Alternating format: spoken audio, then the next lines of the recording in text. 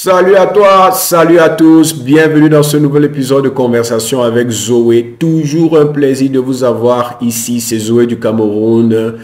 Et ici, nous partageons les pépites, les informations, la sagesse qui nous aident à accomplir le succès parce que nous croyons fermement ici, sur cette plateforme, dans cette chaîne, sur ce podcast, que le succès est bien plus que l'argent, c'est bien plus que l'acquisition des choses matérielles. Toutes ces choses sont bien, il faut avoir l'argent, il faut pouvoir t'acheter ce que tu désires à toi et à ceux que tu aimes. Mais nous croyons fermement que le succès, c'est bien plus que tout cela. Le succès, c'est accomplir l'intention de sa création, qui n'est rien d'autre, son but et sa mission de vie. Et sur cette plateforme, nous partageons tout ce qui peut nous aider à devenir des personnes à succès et à réaliser le succès. Aujourd'hui, comme à l'habitude, je vais partager avec toi quelque chose que je crois fera toute la différence, surtout à l'aube de cette nouvelle année que nous tous nous sommes en train d'attendre avec beaucoup d'espoir, avec beaucoup d'appréhension et avec beaucoup d'idées que nous aimerions implémenter pour changer complètement nos vies. Aujourd'hui, je voudrais partager avec toi deux essentiels, ce que j'appelle les deux choses essentielles qu'il te faut pour réussir en 2023. Nous sommes en fin d'année et les gens ont l'habitude de dire, je l'ai dit même dans certains de mes épisodes passés, beaucoup de personnes aiment dire nouvelle année, nouvelle résolution et nous pensons que ce sont les souhaits, nous pensons que ce sont les résolutions et nous pensons que ce sont les espoirs que nous fondons sur l'année 2023 qui vont faire de 2023 notre meilleure année ou une année extraordinaire. Et je veux répéter quelque chose que j'ai déjà dit parce qu'on dit aussi que la répétition c'est la mère des sciences aussi ou la mère des sciences ou la mère de l'enseignement, je ne sais plus. Mais en tout cas pour dire que le meilleur moyen de te rassurer que les gens comprennent ce que tu dis, c'est de le répéter. Parce que très souvent, après l'avoir dit une fois, beaucoup de personnes ne l'ont pas capté. Ce que je veux dire, c'est quoi? C'est que il n'y a rien en 2023 de spécial qui va faire que cette année soit une année particulière pour toi. Il n'y a rien que 2023 va t'apporter. Il n'y a rien de spécial dans l'année 2023. Il n'y a rien de magique, de divin dans l'année 2023. Il n'y a rien de tout cela. Beaucoup de personnes pensent que et se disent que, oh, je prie que 2023 soit une bonne année pour moi. 2023 ne peut pas être une bonne année pour toi. 2023, c'est une chose. 2023, c'est comme un objet. 2023, c'est comme un smartphone. 2023, c'est un instrument. 2023 t'est donné comme chaque jour, 24 heures te sont données chaque jour que tu te lèves. Et ce n'est pas ce que 24 heures vont t'apporter, ou ce n'est pas ce que 2023 va t'apporter, mais c'est ce que toi tu vas apporter en 2023. C'est ce que toi tu vas faire de nouveau en 2023. Ce sont les choses que tu vas accomplir en 2023 qui feront de 2023 une bonne ou une mauvaise année. Donc il faut qu'on arrête de rester dans cette utopie qui veut que nous pensions que il y a quelque chose de particulier qu'une année nous apporte. Il n'y a rien qu'une année nous apporte. C'est nous qui apportons dans l'année les éléments qui vont faire de cette année une année spéciale ou une année catastrophique. Donc, si nous nous limitons seulement à penser et à prier et à espérer et à souhaiter que 2023 soit une bonne année, ça ne changera pas. C'est bien d'espérer, c'est bien de penser, c'est bien de prier, c'est bien de recommander ton année pour qu'elle soit une année de succès. Mais c'est bien plus important de faire les choses qui doivent être faites pour que cette année soit une année à succès. Parce que 2020, il n'y a pas une année échec, une année succès, une année... Non, c'est ce que tu fais, c'est les choses que tu produis qui se manifestent dans tes résultats. La Bible dit que c'est ce qu'un homme aura semé qu'il va récolter. Donc, 2023, tu vas récolter ce que tu auras semé. Donc, si tu veux que 2023 soit une année différente, il faut clairement que tu commences à réfléchir aux choses que tu dois arrêter de faire, aux nouvelles choses que tu dois commencer à faire, aux choses que tu dois ajuster, aux choses que tu dois changer, aux personnes desquelles tu dois te séparer, aux changements radicaux que tu dois apporter dans ta vie ou dans ta manière de faire pour que 2023 soit une année différente. Et c'est justement encore le but de cet épisode, c'est de donner deux éléments essentiels, deux choses essentielles qui vont faire toute la différence en 2023. Parce que c'est de ça qu'il s'agit. Permets-moi de te raconter une histoire qui me permet d'introduire ces deux choses essentielles. Parce que les deux choses essentielles que je suis sur le point de partager avec toi, ces deux choses, jusqu'à il y a quelques années, je n'étais pas très conscient de leur importance. Je les appliquais inconsciemment et beaucoup de personnes les appliquent inconsciemment. Même quand je vais les partager avec toi, si tu les as déjà appliqués, tu vas confirmer que ce que je dis est vrai. Et la bonne chose, c'est que toi aussi, comme moi, tu vas devenir conscient de leur importance et tu vas chercher à avoir ces deux choses essentielles dans ta vie alors que tu entres en 2023. Depuis mon enfance, j'ai toujours été passionné de musique. Toujours été passionné de musique. Si bien que très petit, à 3, 4, 5 ans, j'étais le seul à la maison à suivre les concerts de jazz. Et beaucoup de personnes venaient demander mais quel est-ce que cet enfant, qu'est-ce que cet enfant fait à suivre le jazz? Ici au Cameroun, nous avions à l'époque là une seule chaîne sur la télévision nationale et les dimanches soirs, elle avait l'habitude de passer soit des musiques classiques, soit des concerts de jazz. Et à ce moment-là, tout le monde quittait le salon, mes frères, mes cousins, tout le monde partait, se mettait à jouer, ils venaient m'appeler pour jouer, je refusais, les gens ne comprenaient pas, même des grandes personnes qui passaient. Et demandaient que tu comprends quoi dans cette musique? Qu'est-ce que tu aimes dans cette musique? C'est une musique de désordre. Vous savez, quand vous n'avez pas une certaine oreille, vous n'avez pas une certaine affinité avec la musique jazz ou la musique classique, c'est pas trop agréable à l'oreille parce que nous ne sommes pas habitués à entendre ce type de sonorité. Mais j'étais là. Et c'est une passion, c'est un amour que j'ai nourri depuis le bas âge. Et j'ai aussi la chance d'avoir un oncle qui a joué de la musique, qui a joué avec le grand Vincent Guigny et qui est à la maison de temps en temps, les week-ends, il venait avec ses amis et les gars jouaient. Et ils jouaient souvent du matin jusqu'au soir et je passais le temps assis là, je ne mangeais pas juste à les écouter. Donc en 2010, j'ai eu l'opportunité de rejoindre une équipe de musique, un groupe musical dans ma communauté. Pas 2010, en 2005. Et finalement, pour moi, c'était le rêve qui devenait réalité. Enfin, j'avais l'opportunité de pouvoir devenir musicien, de pouvoir chanter, en fait, et de pouvoir jouer d'un instrument de musique, de pouvoir vraiment réaliser ma passion. Mais mes amis, mes frères, mon frère, ma soeur, c'est devenu, ce rêve, c'est a tourné en un cauchemar. Pourquoi ça a tourné en un cauchemar? Parce que je me suis rendu compte que je n'étais pas doué pour la musique. Je chantais faux, malgré tous mes efforts. Malgré tous mes efforts, tout ce que j'essayais de faire, je chantais faux de chez faux. J'étais le piètre chanteur de notre groupe. Pour la petite histoire, un jour, j'étais devant la congrégation et j'étais en train de chanter les yeux fermés. Au micro, devant près de 800 personnes. Et je chantais. Imaginez, pendant que je chante, j'entends quelqu'un crier dans la salle, Zoé, arrête. Zoé, arrête. Tu n'es pas dans la tonalité, tu chantes faux, arrête.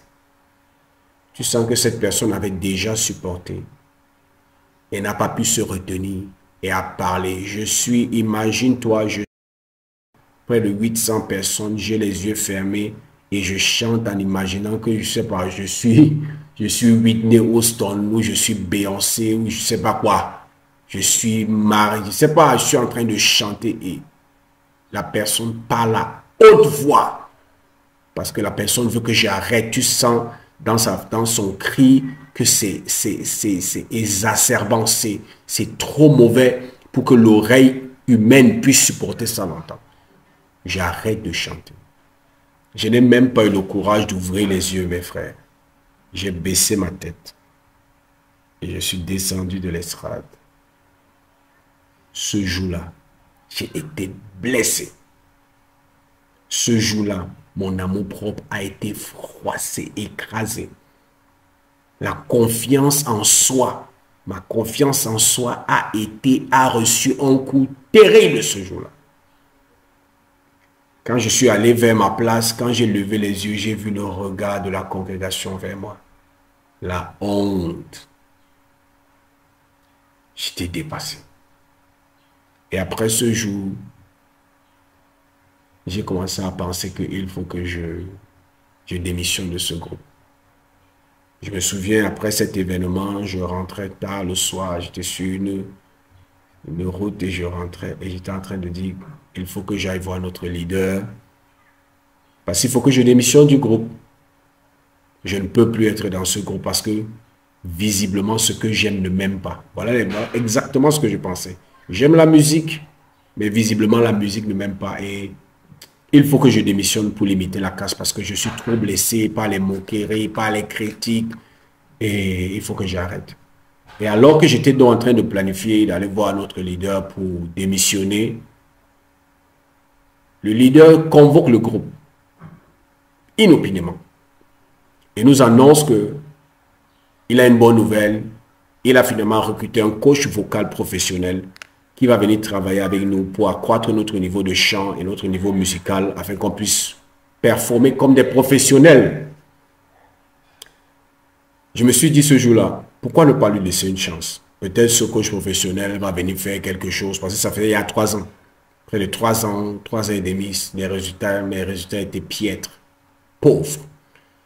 Et je me souviens, Nikez, c'était son nom, il est arrivé et il a fait, à la première séance, il a fait un test parce qu'il voulait connaître le niveau de chacun d'entre nous parce que pour travailler avec des gens, même quand je coach, moi je coach des gens, tu essaies d'évaluer à quel niveau il se trouve, quels sont ses besoins, quels sont ses problèmes pour savoir comment tu vas travailler avec lui.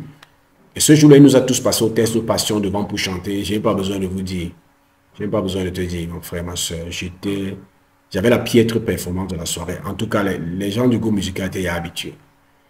Et à la fin, j'ai fait quelque chose quand même qui a fait en sorte que je puisse avoir la clarté sur ce qui pouvait être la suite.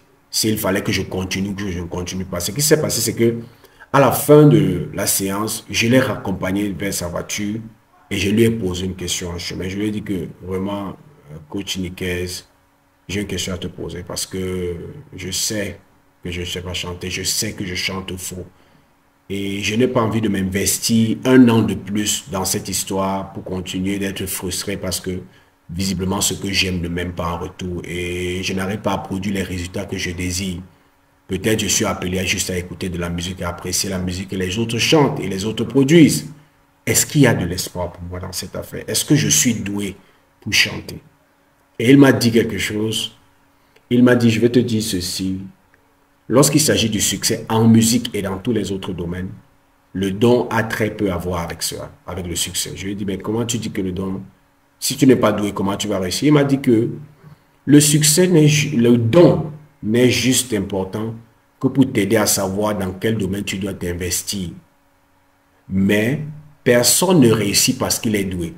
Si tu veux réussir, il faut être assez passionné pour ce que tu fais parce que ça va te demander de la discipline, ça va te demander du travail et ça va te demander un bon système, de bons exercices, un bon système que tu devras suivre.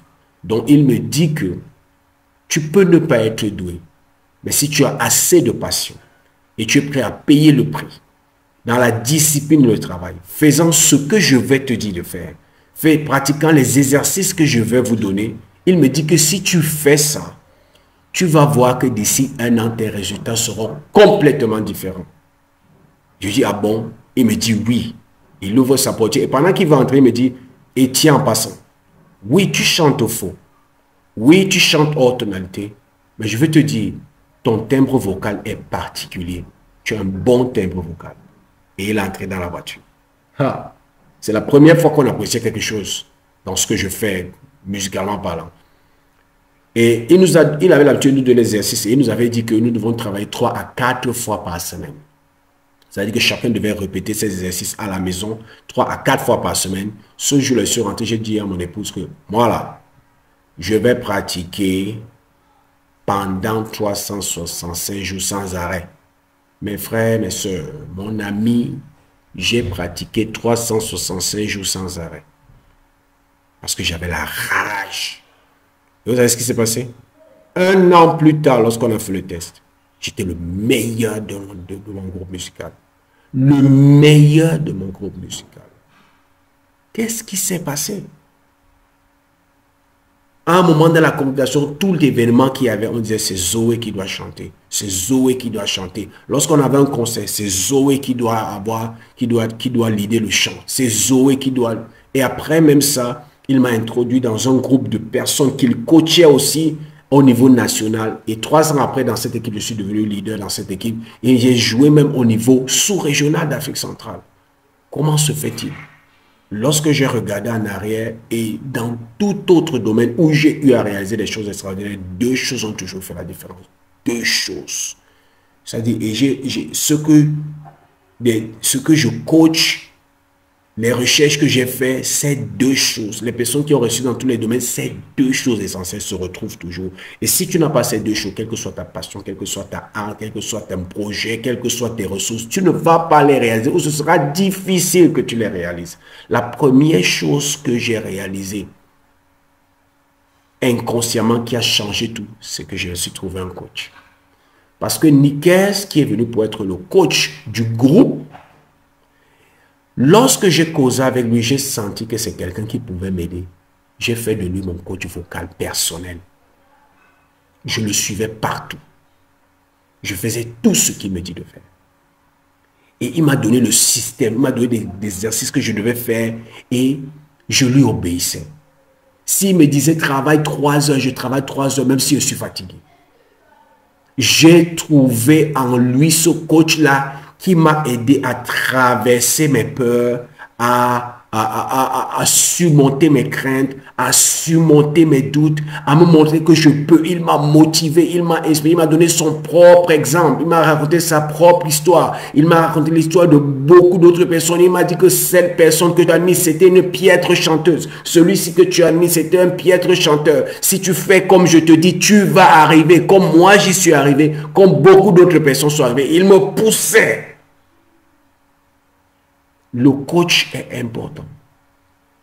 Pourquoi est-ce que vous croyez que des personnes construisent leur maison et préparent une salle de sport dans leur maison, mais à la fin, laissent la salle de sport de leur maison et vont dans une salle de sport à l'extérieur payante parce que là-bas, ils vont se faire coacher parce qu'ils ont compris l'importance du coach.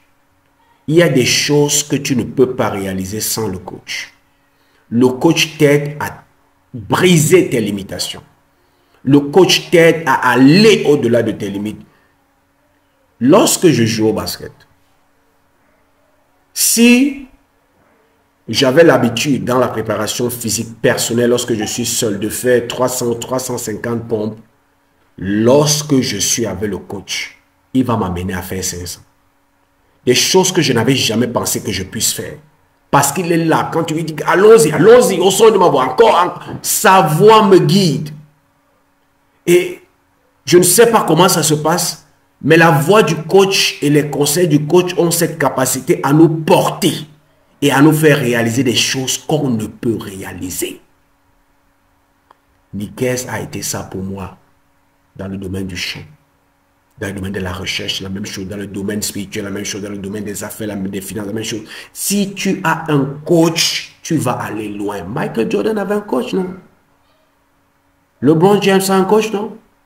Serena Williams a un coach. Lewis Hamilton a un coach.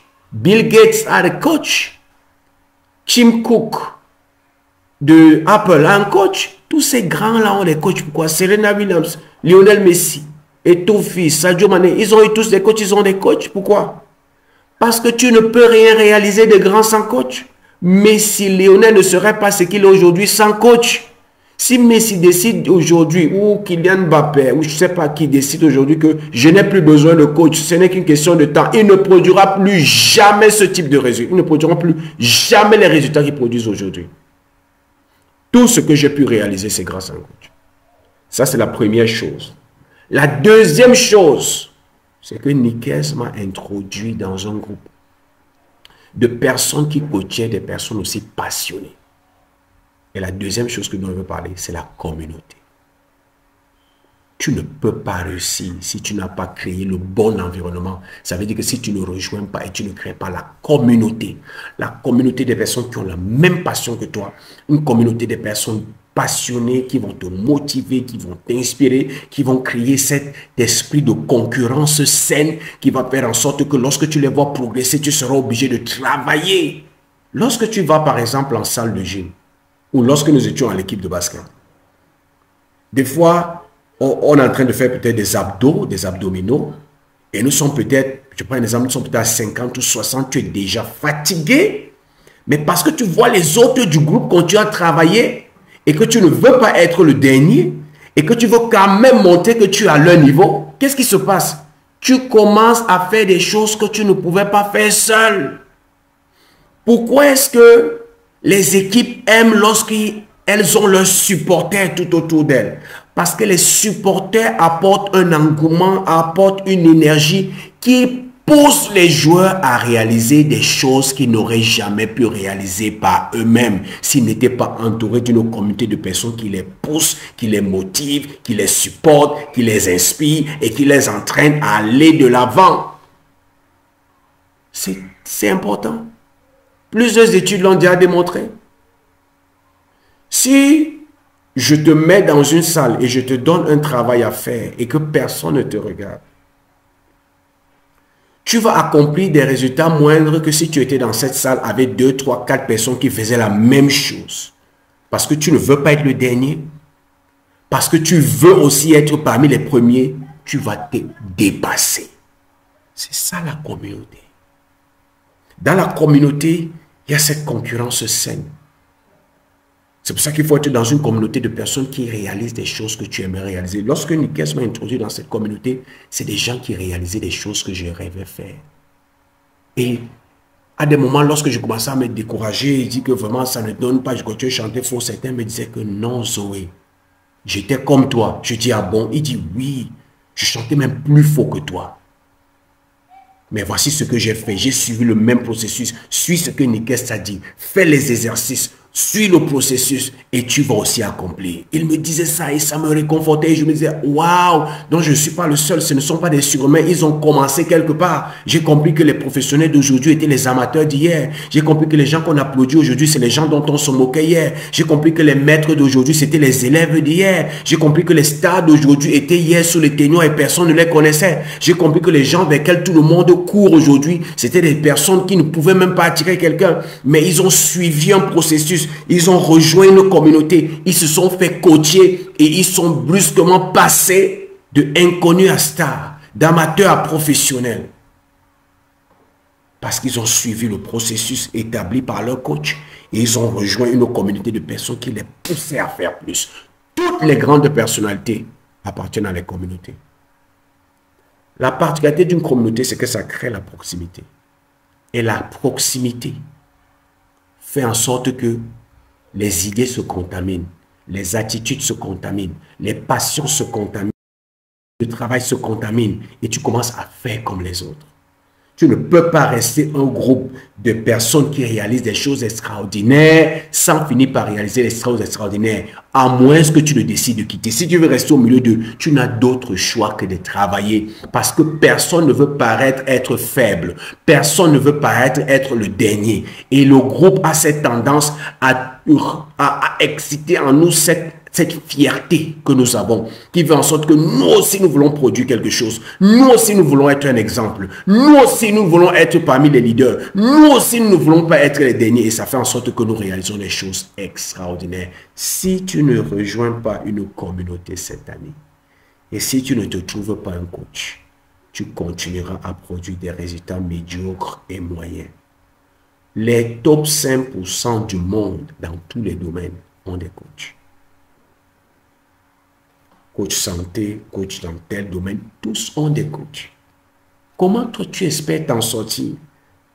Si ceux qui ont déjà réussi ont des coachs et ont des groupes et des associations et des communautés auxquelles ils appartiennent, parce que dans cette communauté, ils reçoivent les idées, l'inspiration, la motivation de continuer à grandir, à progresser. Toi, tu penses que tu vas faire comment? Tout ce que j'ai déjà accompli de significatif et de grand, je peux retracer ça à une communauté, à un coach. Voilà les deux choses qui ont fait la différence. S'il y a des domaines dans lesquels les gens m'admirent, ou les gens m'apprécient, ou les gens m'envient, parce que j'ai réalisé quelque chose hors norme, c'est simplement parce que j'ai rejoint une communauté et j'ai eu un coach. Que ce soit en recherche, que ce soit dans les affaires, que ce soit dans tous les domaines. Que ce soit dans le mariage, dans tous les domaines, que ce soit spirituellement, dans tous les domaines. Je dis, il n'y a pas un seul où j'ai réussi à réaliser quelque chose de significatif sans une communauté et sans un coach. C'est important, c'est obligatoire. Si tu veux faire de 2023 ta meilleure année, investis-toi. Investis-toi et trouve-toi un coach. Je suis coach. Je suis coach de vie et je suis expert en productivité. Ma spécialité, c'est aider les gens à transformer leurs idées en réalité, à transformer leurs rêves en choses tangibles, à transformer leurs désirs en quelque chose de tangible. C'est ce que je fais. Moi, j'ai des coachs. Tous ceux qui ont réussi ont des coachs. Comment toi, tu comptes réussir si tu n'as pas de coach? C'est plus qu'obligatoire. C'est plus qu'obligatoire. Si tu as besoin d'un coach, je suis là. Si tu ne veux pas travailler avec moi, cherche-toi un autre coach. L'essentiel, c'est quoi? C'est que tu es un coach. Tu ne peux pas. Si tu veux que 2023 soit comme les autres années, c'est ton droit. Mais n'espère pas obtenir quelque chose alors que tu n'es pas prêt à payer le prix. Imagine ce qu'un coach est capable de faire dans la vie de quelqu'un qui fait du sport. Imagine ce qu'un coach est capable de faire avec un groupe de personnes qui travaillent vers le même objectif. Imagine ce que cet environnement est capable de faire dans ta vie. Parce que beaucoup des choses où tu trouves les excuses, c'est parce que tu es seul. C'est parce que tu n'as pas de coach que tu respectes, qui est capable de te donner des instructions que tu suis. C'est parce que tu n'es pas dans un groupe de personnes qui réalisent des choses extraordinaires telles que ça te pousse à te lever. Et je suis sûr que quand je parle, tu sais de quoi je parle. Tu peux te souvenir des moments où tu as eu un regain d'orgueil, un regain de fierté. Et tu as dit que je vais faire ça. Tu vas voir que très souvent, ce regain d'orgueil, ce regain de fierté vient du fait que tu as été dans un groupe où quelqu'un t'a challengé, où tu as vu quelque chose chez quelqu'un d'autre, ça t'a challengé, et tu as voulu te prouver quelque chose, ou prouver à cette personne que moi aussi je peux faire ça. C'est ça, comme ça. La compétition n'est pas forcément mauvaise. Il y a la compétition saine. Lorsque je travaille avec des gens et que nous suivons un programme bien établi que j'ai mis sur pied et que je leur donne des instructions, lorsque ces personnes savent qu'on va se rencontrer après 1 semaine ou 2 semaines et qu'elles devront me rendre compte et que des fois elles doivent me rendre compte devant un groupe de personnes, ces personnes sont obligées de travailler parce que ces personnes ne veulent pas paraître faibles, paresseuses. Et cet environnement crée les conditions qui les poussent à devenir meilleurs. Et à la fin, c'est toujours des remerciements. Je n'aurais jamais accompli quelque chose d'important si je n'avais pas un coach et une communauté. C'est capital. Trouve-toi un coach en 2023. Investis. Si tu veux te faire coacher par moi, laisse un commentaire. Je veux me faire coacher par toi, Zoé. Et c'est moi qui vais te communiquer, qui vais prendre la tâche avec toi. Je vais me faire coacher par toi. Je vais te dire comment est-ce qu'on va causer pour voir comment mon programme de coaching peut s'adapter à ce que tu veux réaliser. Parce que ce n'est pas parce que j'ai un programme de coaching qui s'adapte à tout le monde. Et d'abord, je ne prends pas beaucoup de personnes. Il ne s'adapte pas à tout le monde. Je ne prends pas beaucoup de personnes parce que le coaching prend du temps. Le coaching, ce n'est pas quelque chose que tu fais et tu dis 2 ou 3 choses, tu pars. Le coaching prend du temps. En décidant de devenir ton coach, je m'engage à ce que tu produises les résultats que tu veux produire. Et si chemin faisant, je me rends compte que tu n'es pas prêt à produire ces résultats, je préfère arrêter. Parce que je ne voudrais pas arriver à la fin, tu n'as pas produit les résultats et que tu commences à dire que c'est parce que je suis un mauvais coach. Ça fait mauvaise presse pour moi et je ne veux pas ça. Donc, si tu veux vraiment te faire coacher et si tu veux voir si mon programme de coaching cadre avec, parce que j'ai un programme de coaching haute performance pour ceux qui veulent produire des résultats dans leur vie, qui veulent amener leurs idées à la réalité. J'ai un programme haute performance. Alors, tu écris en commentaire, que ce soit en podcast, que ce soit sur ma chaîne YouTube, je veux me faire coacher par toi, Zoé. Je prends la tâche avec toi et nous allons voir si mon programme haute performance peut t'aider.